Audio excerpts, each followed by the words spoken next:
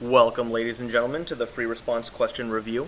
In today's episode, we will be discussing the 2011 B Calculus BC question number 4 from the non-graphing calculator portion.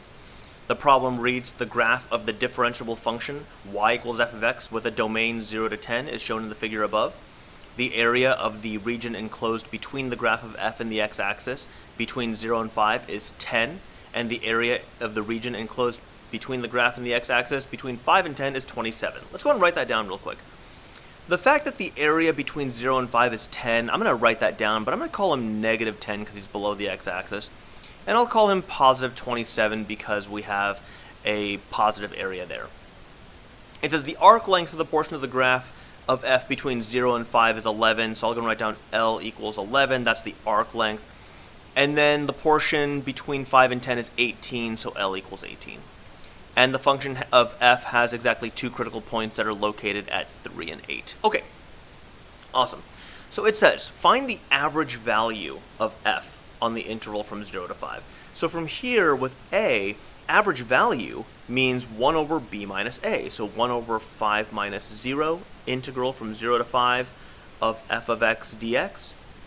Well, that's pretty simple. The integral from 0 to 5 of f of x dx is going to be negative 10. And then you bring over the 5 because of the average value part, so you get negative 2. Pretty straightforward FRQ overall, I think. I'm hoping that everyone finds this one okay. Part B, it says evaluate the integral from 0 to 10 of 3 f of x plus 2 and show the computations that lead to the answer. So from here, 0 to 10. Personally, whenever it comes to integrals that are being split by a plus sign or whatnot, I tend to separate them out. It helps me see it better. And I feel like we've been in this situation a few times before. So from here, I've got a 3 right here. And actually, I already know what this integral is from 0 to 10. It's going to be negative 10 plus 27. How do I know that? It's because if I scroll up, the integral from 0 to 10 is going to be all of this purple space here, all of this negative purple space, and all of this positive purple space. So the 27 and the 10 will subtract, combine out.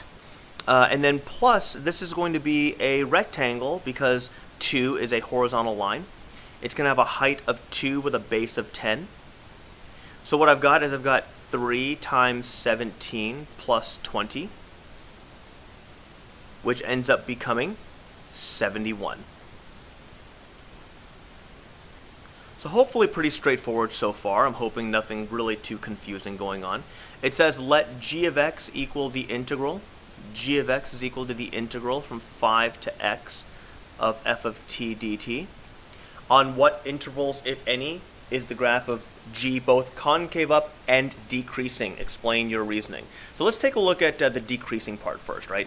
We could say that g is decreasing when g prime is negative.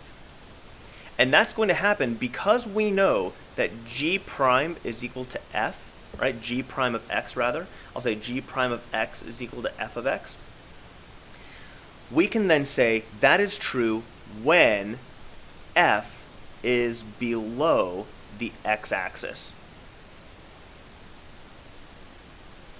Now let's take a look at the second clause here. G is concave up when g double prime is greater than 0. Well, that happens when f is increasing. So what I'm looking for is I'm looking for a region of the graph where f is increasing, in other words, going up and below the x-axis. Where does that happen? Well, that happens right here. From here all the way up, so from 3 to 5. So then you can just conclude with, therefore, g is concave up decreasing because, on 3 to 5. And your justification happens right here. All right, let me clean up the board real quick and we'll take care of D. In part D, it says the function h is defined by h of x is equal to 2 f of x over 2, and the derivative h prime is equal to f prime of x over 2. Find the arc length of h from 0 to 20. Okay, well, arc length is going to be the integral from 0 to 20 of the square root of 1 plus h prime of x squared dx. Well, what is h prime of x? Well, h prime of x is going to be this f of x over 2, and I'm going to square him dx. Now, it's really, really subtle. Oops. It's really, really subtle. But what I'm going to do here is I don't like this x over 2. I'm going to try and u sub him. So u sub, that's going to be x over 2. And then du would get me 1/2 dx, meaning 2 du equals 1 dx. That's going to get me my linkage right here. And so from here, if I reposition the limits of integration, that would get me 0 to 10. Incidentally, the domain of the graph in question. So what does this look like when I finally u sub him? Well, it's going to be L equals 2 times the integral from 0 to 10 of rad 1 plus f prime of u squared du.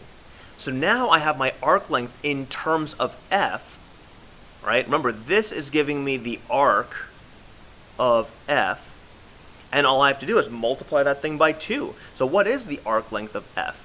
Well, that's 11 from what they told me in the problem. That's 11 plus 18. So that's going to be 11 plus 18. So that would be, I'm going to move it over here, 11 plus 18. And don't forget to multiply the 2. Ultimately, what you get is 2 times 39.